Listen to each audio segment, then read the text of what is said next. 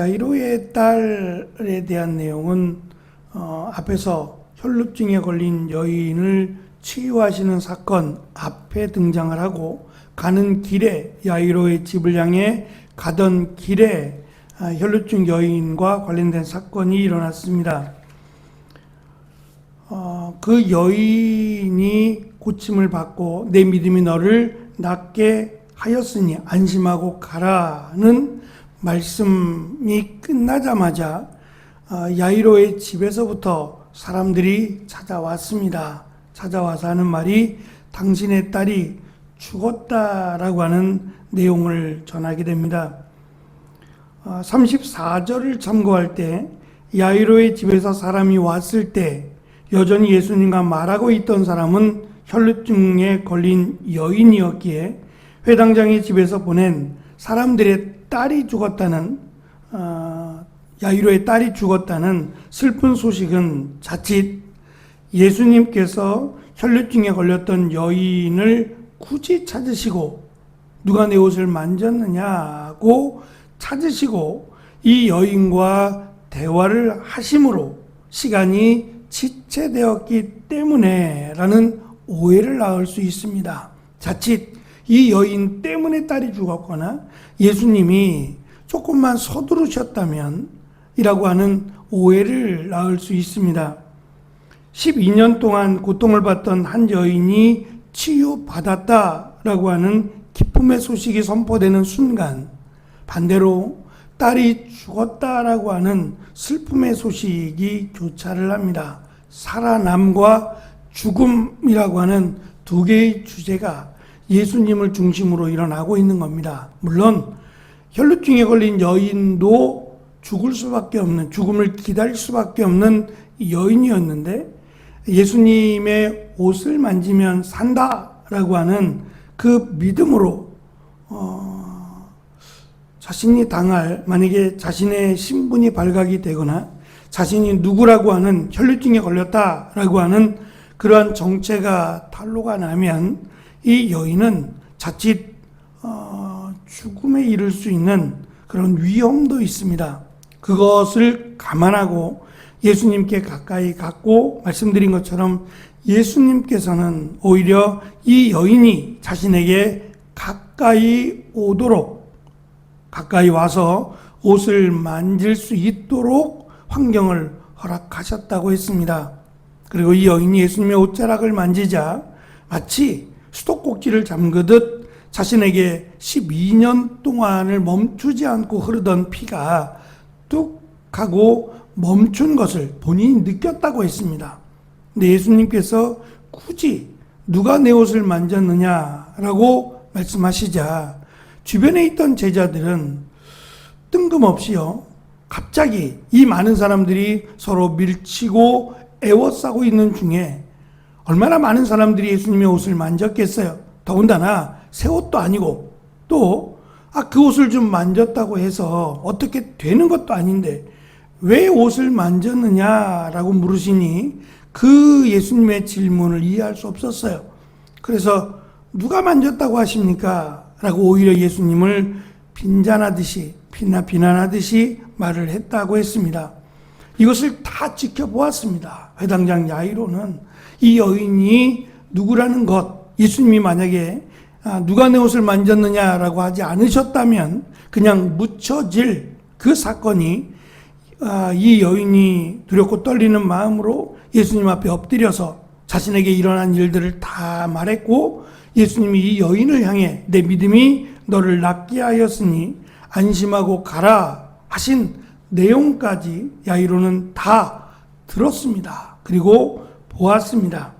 그랬기에 예수님께서 야이로에게 이 죽은 딸에 대한 소식을 전해 듣고 나서 두려워 말고 믿기만 하라고 하는 말씀을 하셨을 때에 야이로는 위로가 되었을 겁니다. 죽어가던 여인을 살리신 예수님이 죽었지만 분명히 살릴 것을 야이로는 믿을 수밖에 없는 그러한 또한 환경을 만들어 주셨기 때문입니다. 이 말씀을 하시고 예수님은 베드로와 야고보와 요한만을 데리고 야이로의 집으로 가셨습니다. 그 이유는 그들이 특별한 대우를 하셨다기보다는 오히려 그들의 무지와 몰지각을 깨우치기 위한 특별한 배려로 보아야 할 겁니다. 예수님은 차별하지 않으시기 때문에 차별하기 위함이 아니라 오히려 이들에게 더 필요하기 때문에 이들을 데려가셨다라고 보아야 합니다. 물론 오해가 생겼습니다. 이들만을 특별히 사랑하시고 이들만을 특별히 대우하신다라고 하는 오해를 낳게 했습니다. 그럼에도 예수님은 이들만을 사랑하거나 이들만을 특별히 대우하신 것은 아닙니다. 오히려 이들에게 이 믿음이 더 필요하기 때문에 보여주셨다. 오히려 친척이라고 하는 말씀드린 예수님의 어머니인 마리아의 동생일 가능성이, 언니나 동생일 가능성이 높기 때문에 야고보와 요한이 이 혈연 관계라고 하는 이 특별함으로 말미암아 제자들 사이에서도 오히려 더 이 믿음이 필요했을지도 모릅니다. 어쨌든 야이로의 집에 도착하신 예수님은 죽은 아이를 둘러싸고 소동 가운데 있겠지요. 딸이 죽자마자 슬퍼하는 이들, 그 장례 기간 동안 슬피 우는 이들이 있을 것이고 장례를 위한 준비를 하고 있는 소란스러운 장면을 보시고 어째서 소란을 피우며 울고 있느냐? 이 아이는 죽은 것이 아니라 자는 것이다 라고 말씀하셨습니다. 그 말을 듣자 그 주변에 있던 사람들은 오히려 예수님을 비웃었습니다.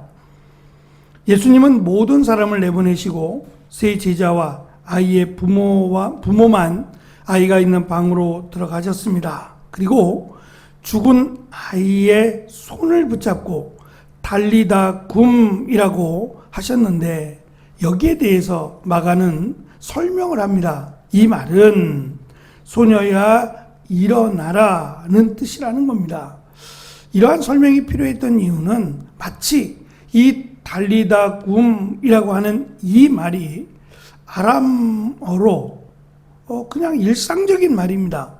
말 그대로 소녀야 일어나라는 그런 일상 용어인데 마치 이것이 주문처럼 될까봐, 마치 이렇게 말하면 죽은 자를 살릴 수 있는, 병든 자를 고칠 수 있는 그런 특별한 언어처럼 될까봐 마가는 의도적으로 이 말을 풀어서 설명했습니다. 예수님의 말씀이 끝난과 동시에 죽었던 소녀는 일어나 걷기 시작했습니다.